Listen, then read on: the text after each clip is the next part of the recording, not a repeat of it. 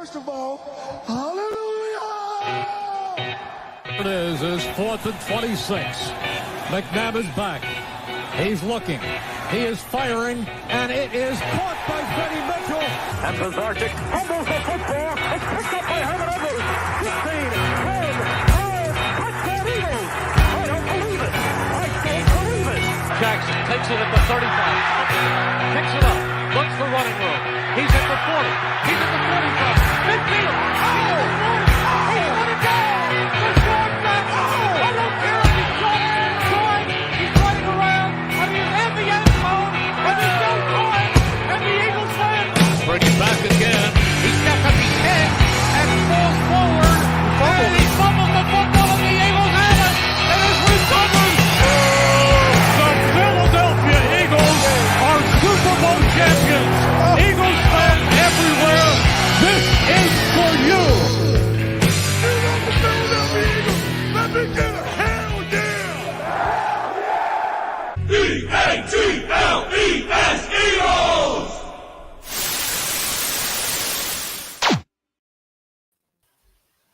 What's going on, everybody? Welcome back to another episode of Sundays for the Birds, a proud production of Old City Sports Network, the only podcast that makes every day feel like Sunday.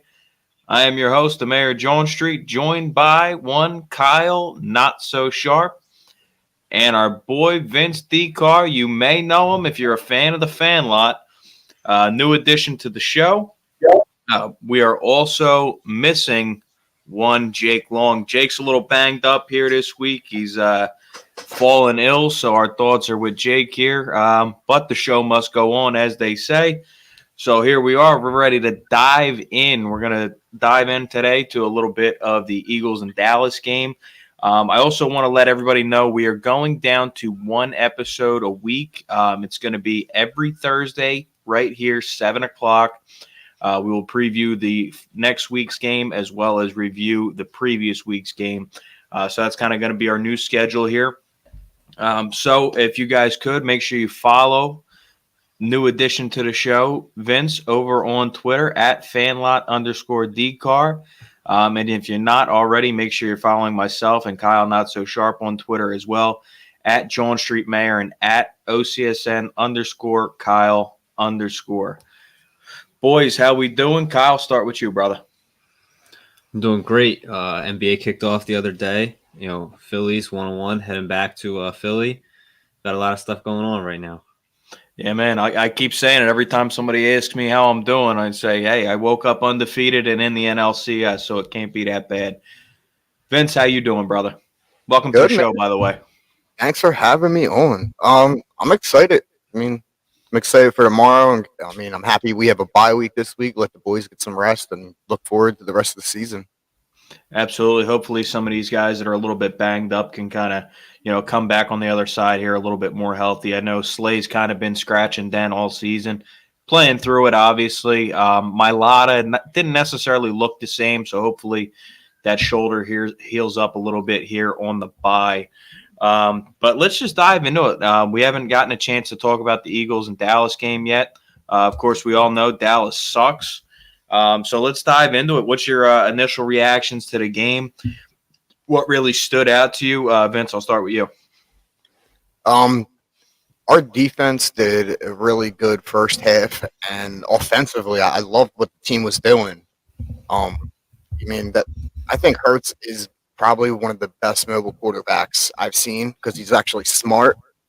He's made some dumb attempts, but he actually protects himself rather than, the person we had before that went and dove into the end zone and tore his ACL. For sure. A lot less hero ball.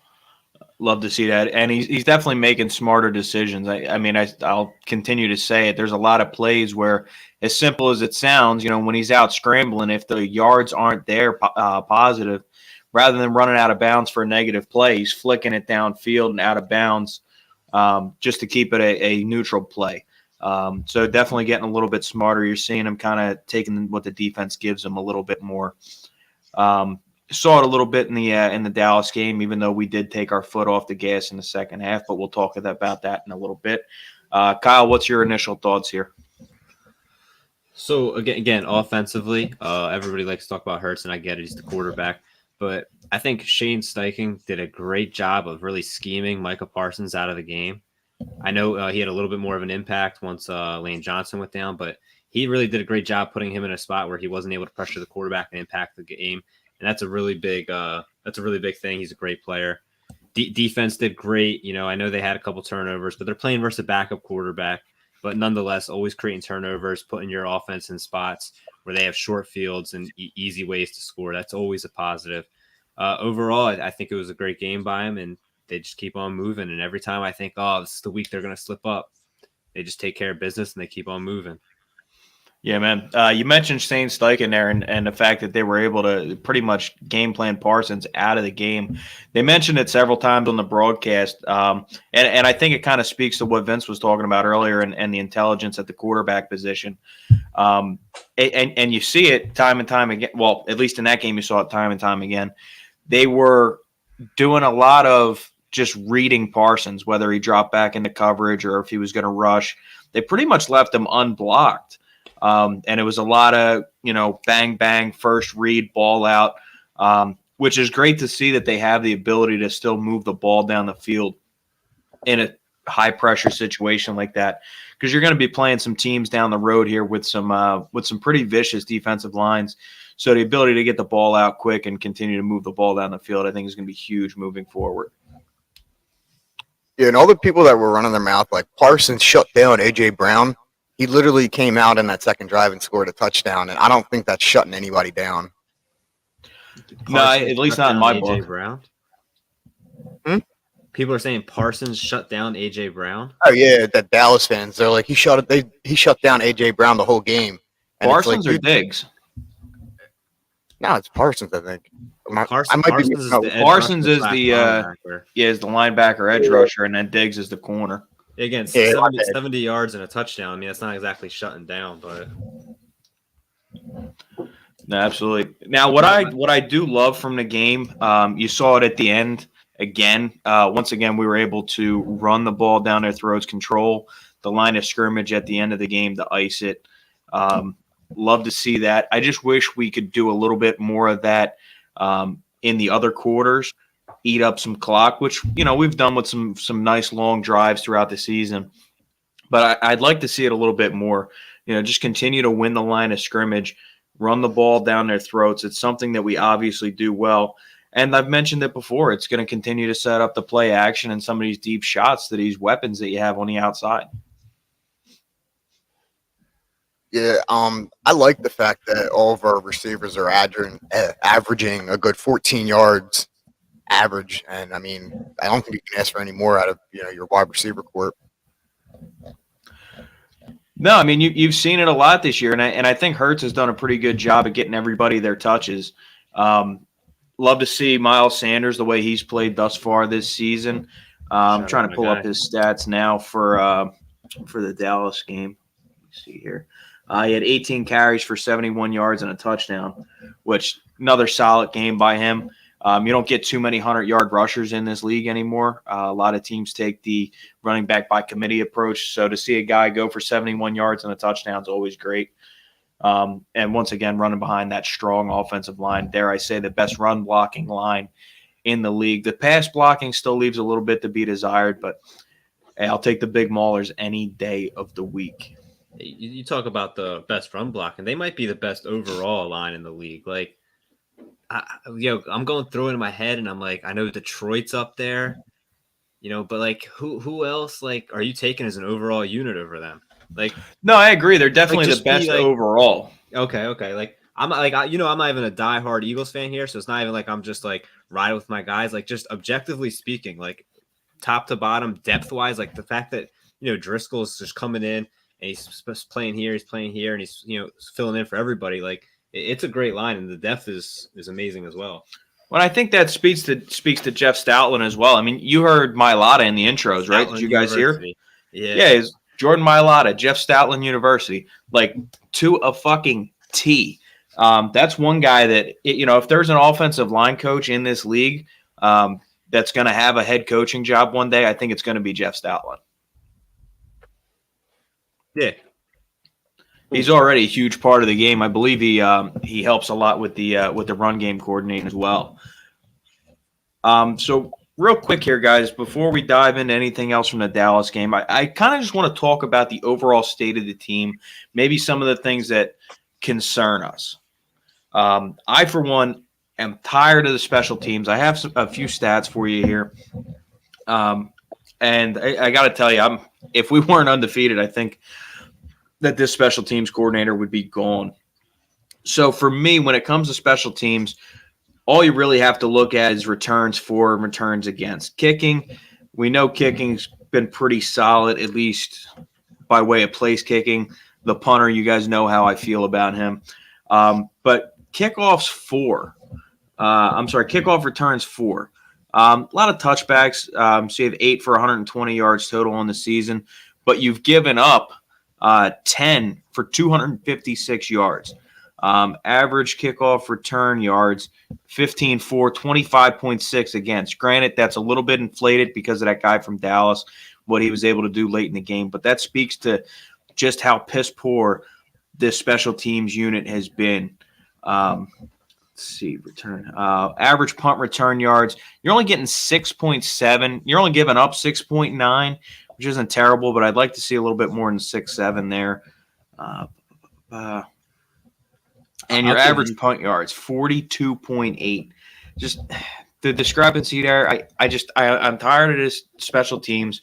You've seen bad blocking. We've given up blocked field goals. What was once a very sound special teams unit, like the Eagles have always had great special teams. And, look, if the only thing I have to bitch about is special teams, I'm pretty happy with the football team. But at the end of the day, we need to be complete if we want to take this thing as far as we want to go and win a Super Bowl this year. I'll give you credit. Nobody harps on special teams more than you do. And you're consistent. I mean, you were consistent when you supported Hurts. You're consistent with special teams. And I just got to give you credit for that real quick. There's 3 phases of the game, and to blatantly ignore one of them like so many people do, I think is asinine and downright irresponsible. Yeah, if we didn't have our defense coming in behind that, I mean, the tackling on kickoffs and punt returns I've been seeing is it's disgusting. They're running past the guy with the ball, and like I don't know, I don't think it was Dallas. I think it was what was it? The Commanders. we punted the ball, and our dude is behind the guy with the ball trying to turn around and tackle him. Like, you overshot your landing, dude. Just stop. And I think he ended up running into our other player, affecting the tackle. And the dude, beat it out for like a 40-yard run back, and then we ended up getting him around the 50. Just tackling is a big part of an issue. Yeah, and you saw it late in the Dallas game. Like, some of those big kickoff returns really opened up the game and let Dallas back in. That field was much shorter than it should have been had that guy not busted off those long returns. Yeah, I know, Vince, you were talking about tackling on special teams as the issue there, as your point, but tackling across the league has gotten worse. I mean, they don't practice in pads as much as they used to. It's not just an Eagles special teams thing. It's a league-wide issue where tackling gets worse and worse every year. And I think a lot of that's because guys continue to try and tackle high. I don't know about you guys, but when I played ball growing up, you were always taught to hit low, get leverage, drive the guy to the ground. But everybody tries to hit high because they want that highlight reel, that hit stick type bullshit. Well, that's like your only option, though. With the way that this tackling is now, is you bodying somebody into the fucking ground, because if you hit them and your helmet just so happens to touch theirs, boom, there's a flag, a 15-yard, helmet-to-helmet penalty. And if you go too low, they can call an aggressive tackle as well. So your only option is to pretty much, body plant yourself into them and just use your body, not your shoulder. It started off with a helmet-to-helmet hit, and now it's, hit to a defenseless receiver. Then it was just lowering your shoulder at hitting them, even if it's not. It just gets worse and worse. And, I mean, the league's very vocal about it. They view themselves as an offensive league. Offense sells to the casual fans, and that's the way it's going to continually go. No, Tom Brady fucking sells. Like, Tom Brady sells, but offense in general sells to casual fans. Well, no, I'm saying for like the NFL, he's like the pretty boy, and if you touch him, it's a penalty. and they make rules for him. That's why all these rules for tackling the quarterback, they're there because of that guy right there and Aaron Rodgers. They're the prized possession, and if you touch them, it is an automatic penalty. You know, just like last week when he was literally taken to the ground as a sack, and they Falcons threw a game. flag calling it, you know, a roughing the passer because he took him to the ground aggressively. Dude, when I played football, we used to literally take two dudes and murder the other quarterback. That was our job. Not, I'm going to gently place this man on the ground. No. No, and those two guys are a big part of it, but it's also the fact that it's a quarterback-driven league now, more than it's ever been. You have offenses throwing for 4,000 or 5,000 yards a season, and you know, to be honest with you, that the talent discrepancy between the starters and the backups is greater than it's ever been. Also, like, I'm sorry, but when you step down, even from Jalen Hurts to Gardner Minshew, there's a huge discrepancy there. You think And so they want to drop-off protect is these. bigger? Oh, it's definitely more than it's ever been. I've never considered that. That's an interesting point.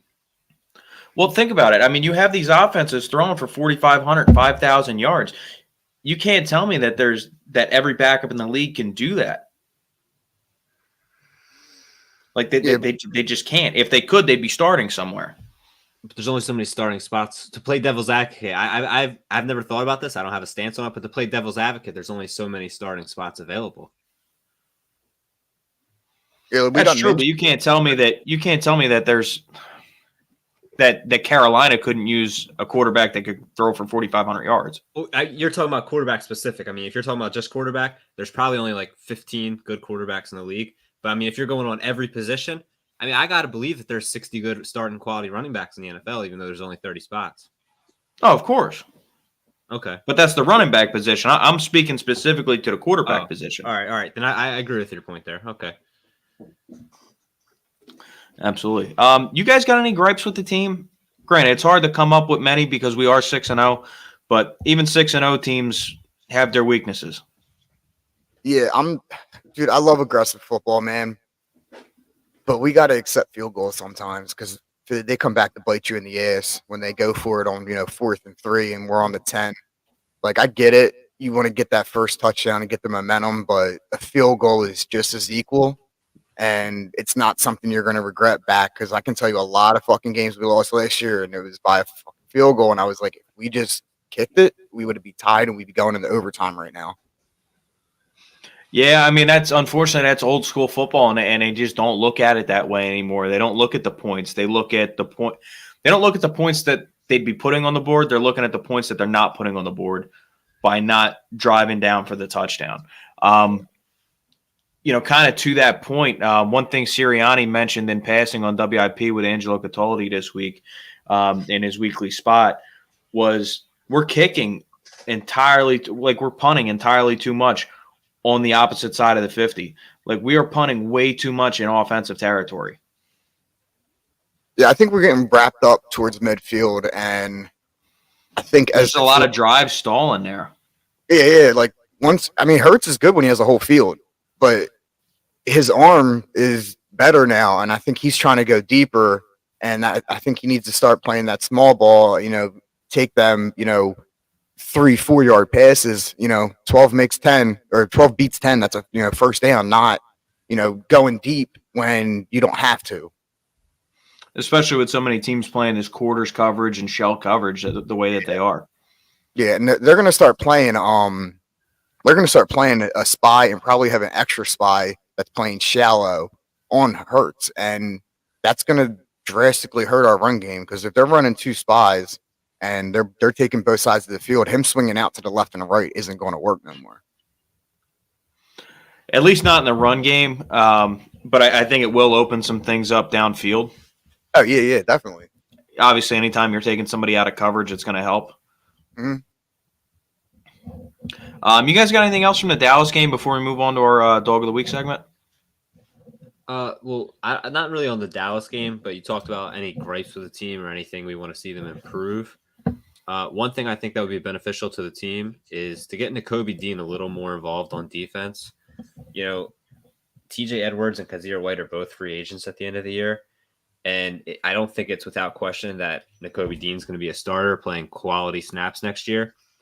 He hasn't seen the field virtually at all. I'm not saying you got to split him evenly with somebody, but just get him involved a little bit. Have him play 20% of the snaps, 15% of the snaps. Get his feet wet. Get him used to playing some NFL football. That way next year, he's not coming in there cold turkey and he's learning on the fly and he's getting his first taste of action then.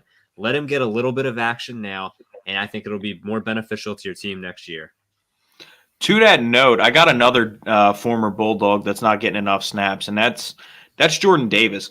Like, you saw Zeke have probably one of his better games over the past 2 seasons last week, and I think in large part that's because Jordan Davis is playing less than 30 snaps.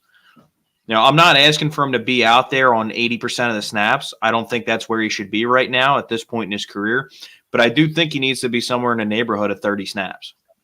That was back to an issue that we saw of him at Georgia, where he never played a really high snap count. I don't know if he can. I don't know if they're still working on conditioning, but they also have depth at the position. I mean, they have Javon Hargrave and Fletcher Cox, who both aren't going to be on the team next year. So, I mean, he's going to play more snaps next year. I don't know if that's just, part of the keeping him fresh and young early in his career or whatever, but no, I agree, but there's no reason for Jordan Davis to only be playing 26 snaps and Javon Hargrave to be playing almost 50.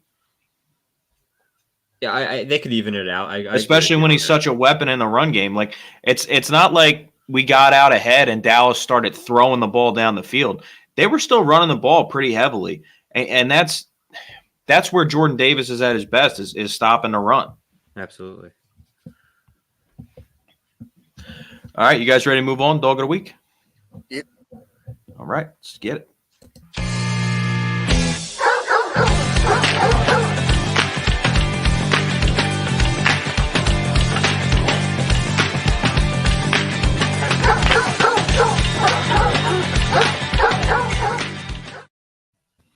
All right, guys, Dog of the Week brought to you by our friends at Sterling Pig Brewing Company. Check them out, sterlingpig.com. If you're out in Delco, like my man D. Carr up there, head out to the tap room and media. That's sterlingpig.com. Always recommend a Snuffler, one of my favorite IPAs, super smooth drinking IPA. And, hey, you know what? They got some great heavy beers, some porter, stuff like that, getting into the colder weather here. You want to snuggle up with something a little more filling. Little liquid lunch, as they call it. Make sure you check them out. Sterling Pig, some of the best craft beers in Delaware County. Also, shout out in the Chamonix Creek Brewing Company. If you're down in Lower Bucks County, like myself, head out to the tap room in Croydon, right on Ray Avenue. That's ChamonixCreekBrewing.com. Croydon is burning. It's a limited release. It's phenomenal.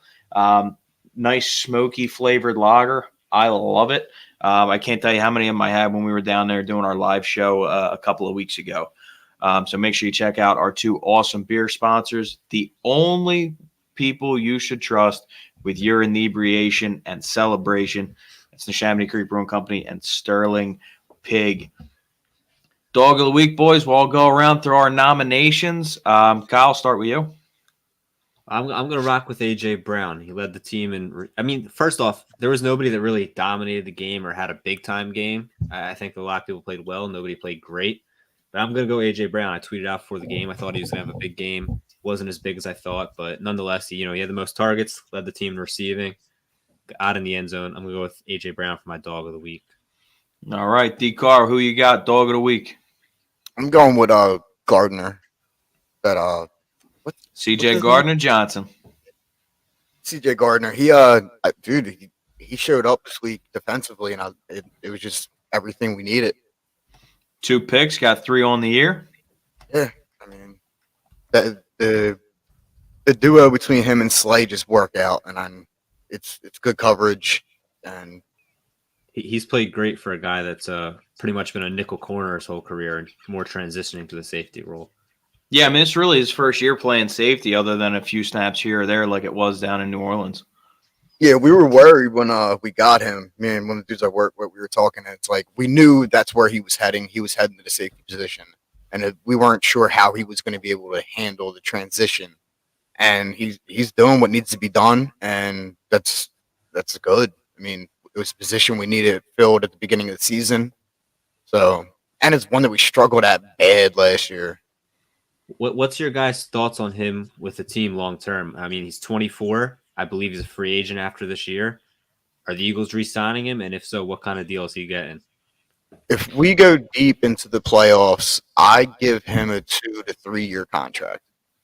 I mean, remember they got 2 first-round picks next year to spend. I mean, I don't know what the safety market's looking like in the draft, but the guy of his age. Well, I'll say this: I think there's a common theme among the guys that they've gone after this year, this past offseason.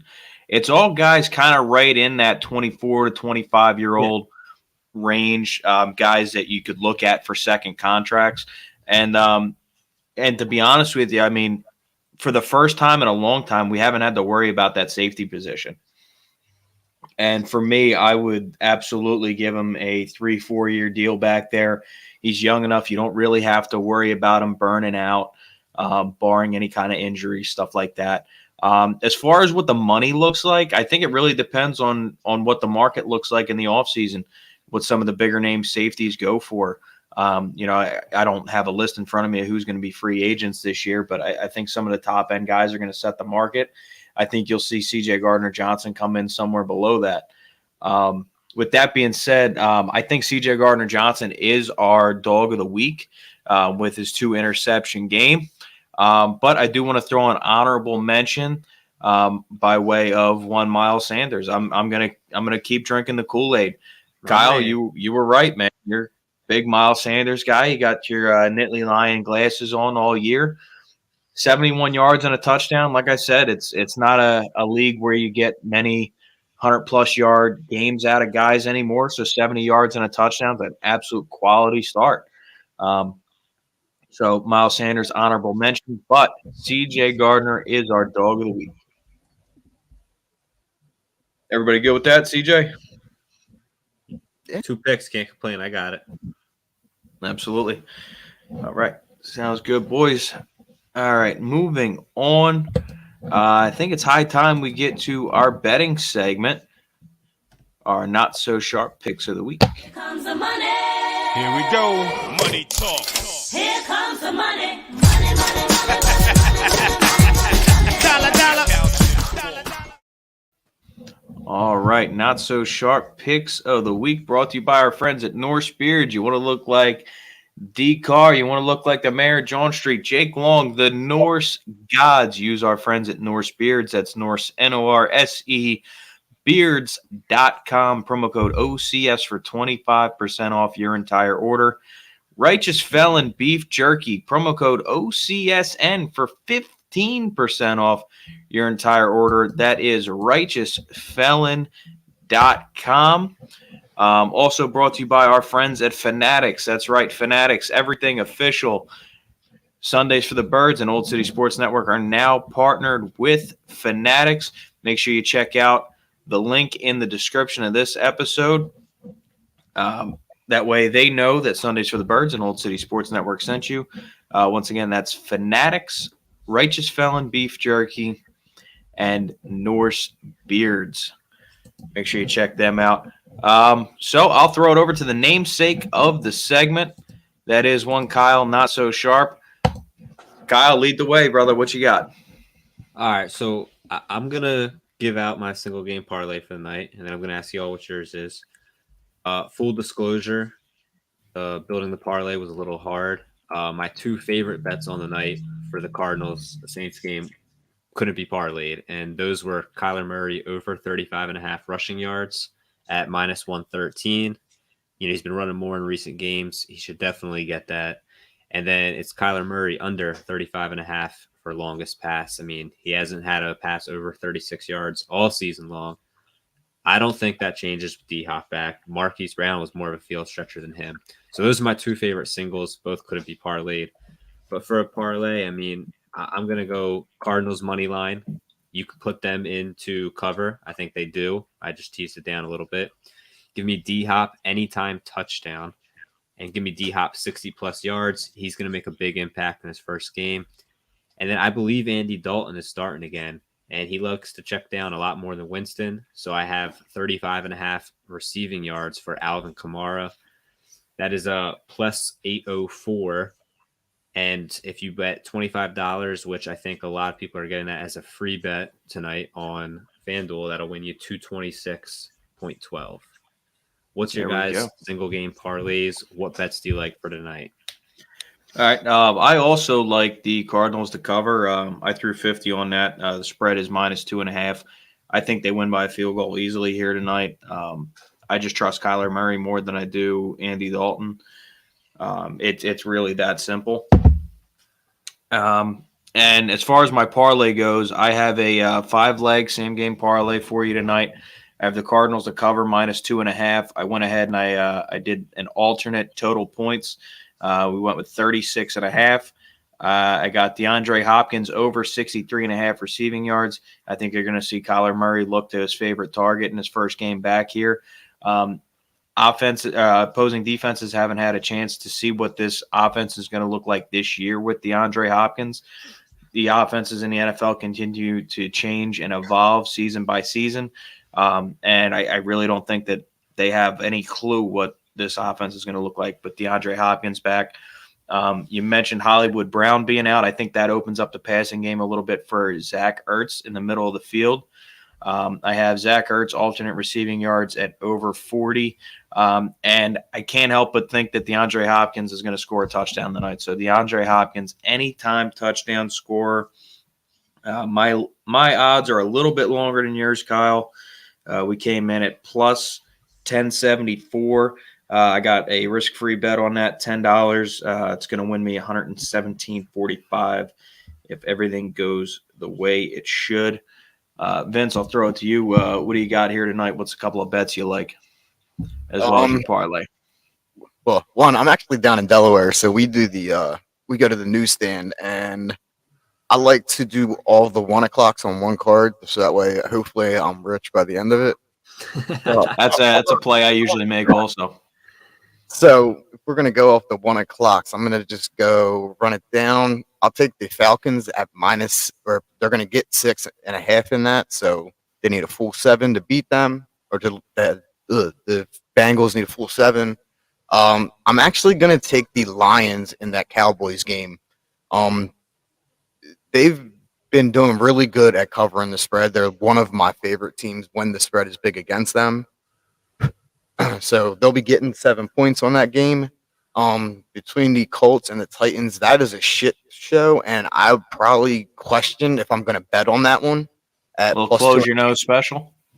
Yeah, I'm going to take the Titans. I could see them. It's going to be a 3-point game, so they'll cover that -2.5.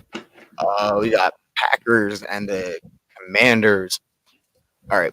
Aaron Rodgers is going to come out in this game and probably beat the brakes off of them because they've been getting embarrassed real bad. The Buccaneers, I like the points, so I'm going to take the Panthers on that one. I know that I'm not a Tom Brady fan, but just beyond that, he has not been Tom Brady this season to cover an 11-point spread. What do we got left? We have Giant Jaguar. Brady hasn't been Brady, but Baker's been Baker, and I think that's the problem down there. Yeah. How many more we got? We got 2 more. All right. Giant Jaguars. I'm gonna take the Giants and take that 3 points, and hopefully it pays off in the end. And then the Ravens and Browns. I got to go with the Ravens. They've what's his name? God damn it. Lamar Jackson has been pretty good down there. They struggled a couple weeks this year covering the spread, but the Browns are pretty much back to being Browns. You know, they had one good season, and now they're going to go back into hibernation. And that's my 1 o'clock picks. So let me ask you, first time on the show, Yep. I'm going to take your favorite 1 o'clock game, and I'm going to put $100 on it. So tell me right now, who's your favorite team to cover, or whatever player pick you got? I'm going to go with that Packers Commanders. 5 points against Aaron Rodgers, but the way, they're going to come out against the Washington Commanders. You got Green Bay covering at 5 points. Yeah. All right. If it doesn't hit, I will send you my Cash App, buddy. Right on. All right, guys, that'll do it for our not so sharp picks of the week segment. Once again, don't forget to check out our awesome sponsors that brought you that segment. And guys, we're not betting experts. It's called Not So Sharp Picks of the Week for a reason. We are not sharps. Kyle might like to think he is, but that's why we call him Kyle Not So Sharp. By the way, guys, Kyle's going to start throwing out some of his picks throughout the week, NFL, MLB, you name it. He's going to start throwing out some of his picks on his Twitter, so make sure you're following him if you're not already. So before we throw it into final thoughts, I threw up something on the old Twitter machine earlier this week, and I asked the people, what team did they feel was a more complete Eagles team? Now, obviously, I left the Super Bowl team out of it. I wanted to go with the 04 team that lost to the Patriots in the Super Bowl and this year's team. While I pull up the results of that Twitter poll, I'd like your guys' thoughts on that. I actually took that poll, and I took this season's. Can't remember what year it is. God damn it! I took the 2022, the current team. They're more complete because I think at the quarterback position we actually have. I think Hurts is better than McNabb where he's at right now. At this point, He's smarter. He's throwing the ball better. And I feel like if it comes into the Super Bowl, I'm not going to watch my quarterback throw up in the fucking huddle. Wait, But- do you think McNabb is a Hall of Fame quarterback? No. Okay.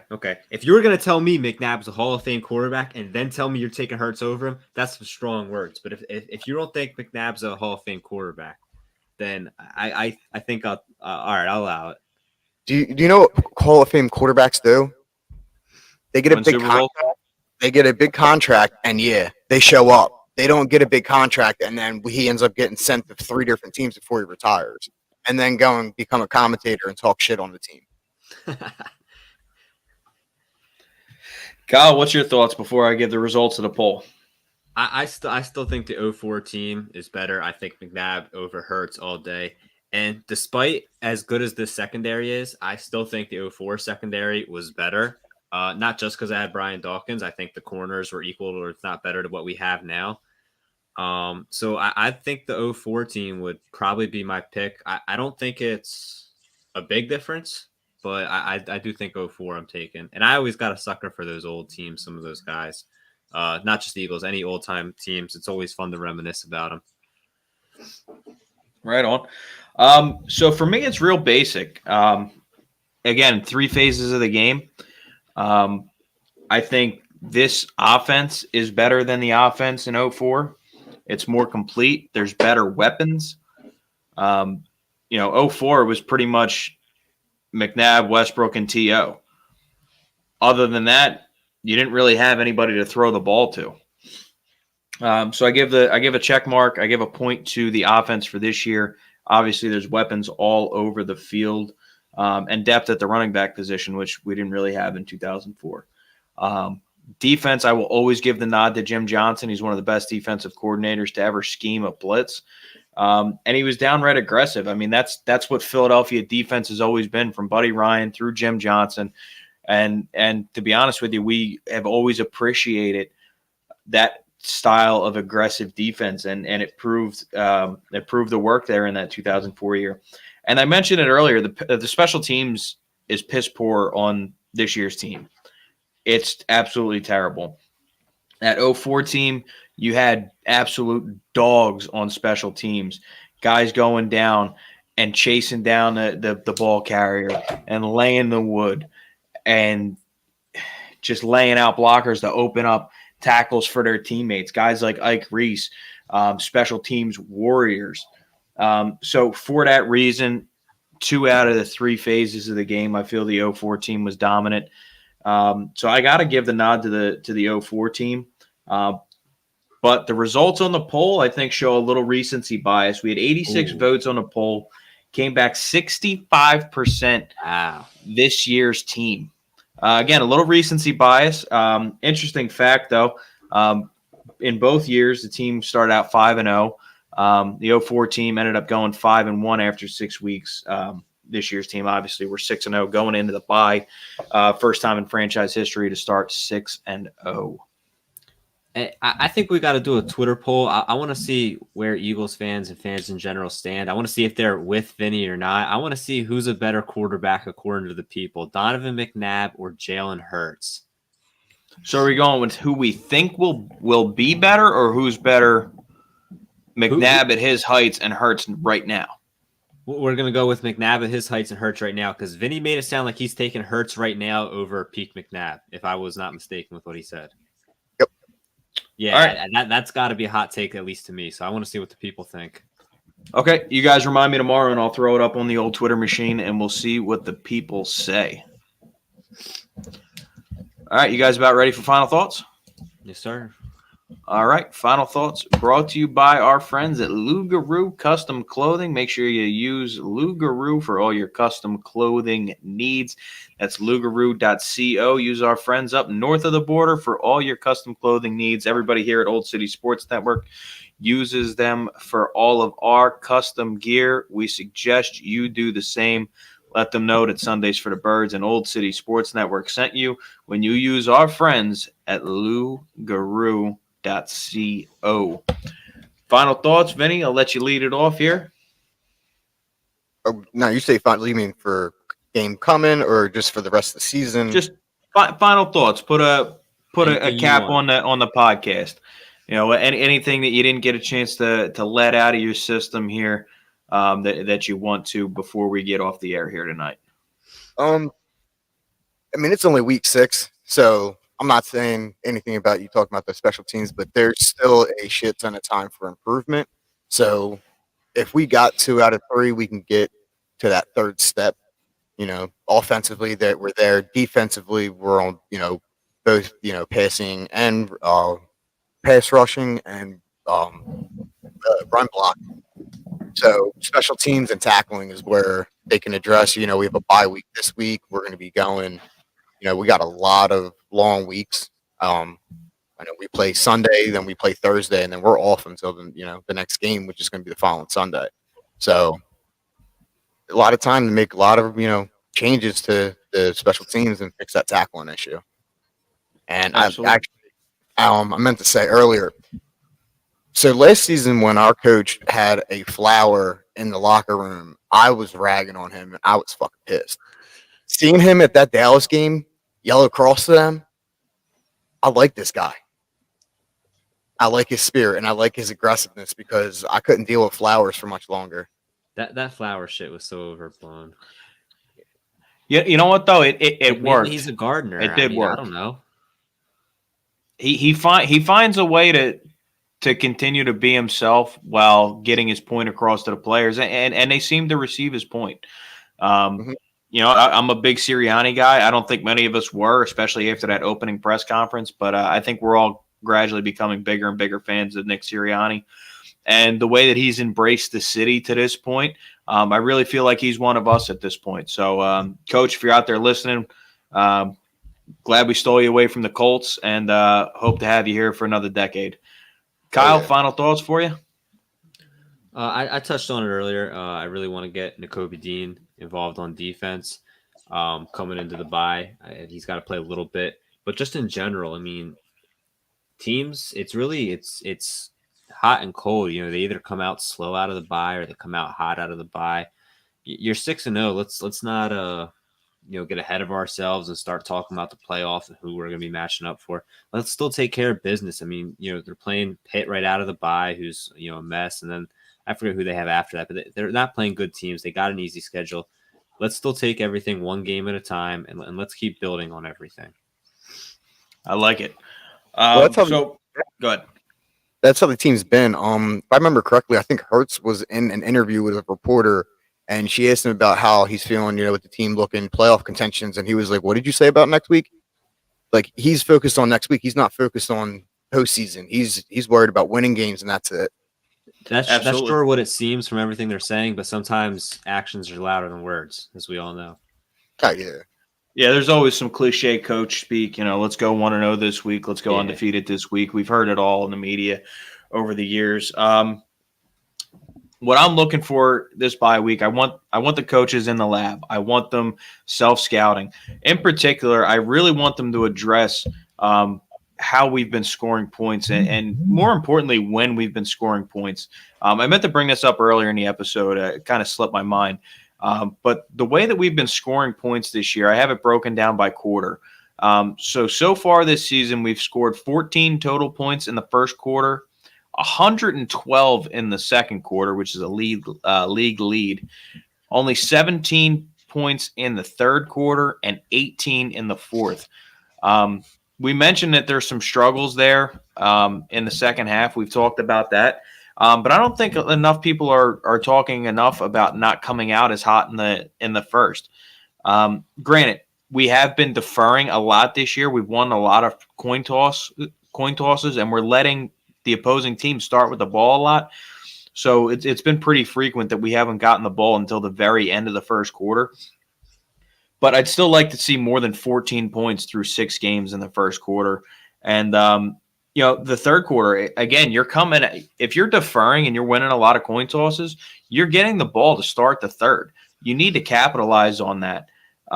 If you're getting that extra possession, you're starting the second half off. You need to come out with that same fire that you have in the second quarter. Like, there's no reason that we should only have 17 points in the third and 14 in the first throughout the year. 18 in the fourth, I can live with. If you're up in most games and you're running the clock out, you're not going to score many points in the fourth. I'm fine with that, but we really need to address the first and third quarter scoring. So hopefully they can get in the lab, self-scout, figure out why we're falling on our faces in the first and the third, and as cliche as it is, continue to go undefeated every week. 1-0 this week. How do we win this week? So hopefully they're in the lab right now watching film, trying to figure these things out.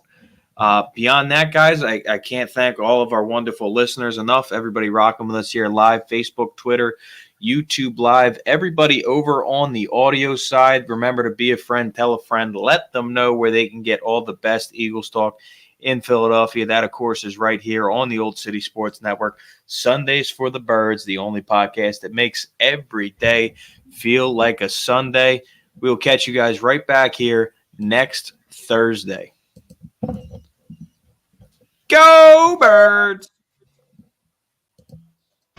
B-A-T-L-E-S